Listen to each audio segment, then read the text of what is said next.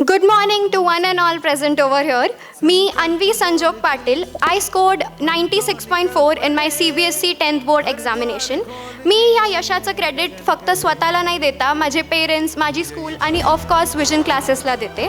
Academics has always been my strength, पण मला नेहमी वाटायचं की माझं कॅलिबर फक्त 89 to 90% आहे.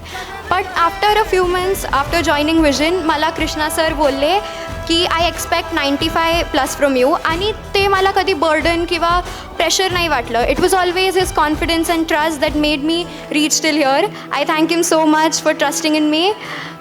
ऑल्सो मी नेहमी इंग्लिशच्या एक्झामनंतर अकबर सरकडे जायची and I always asked him की माझे मार्क्स इथे का डिडक्ट केले, इथे काय चुकली. आणि आय ऑलवेज थॉट की Akbar sir is so strict, but जर त्यांनी त्या दिवशी मला स्ट्रिक्ट चेकिंग नसती केली तर today I couldn't score 100 on 100 in English. So I really thank him also for making me improve my mistakes. मला विजन क्लासेसच्या टेस्ट सिरीजने खूप हेल्प केली. त्यांचे क्वेश्चन्सची क्वालिटी आणि त्यांची बोर्डसारखी चेकिंग, त्यामुळे मी कधीच बोर्ड्सच्या पेपरला घाबरली नाही. आय रिमेंबर की विजन क्लासेस नेहमी माझ्या छोट्या छोट्या विनला पण खूप सेलिब्रेट करायचे आणि that always kept me motivated.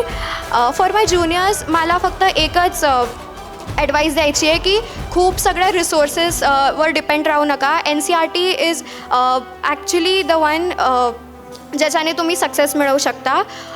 बोर्ड्सचं जास्त बर्डन घेऊ नका आणि नेहमी सगळे फंक्शन्स एन्जॉय करा. आणि रिमेंबर की 10th ही तुमची स्कूलिंगची लास्ट इयर आहे, त्यामुळे मेमरीज बनवा आणि नेहमी हसत खेळत 10th द्या.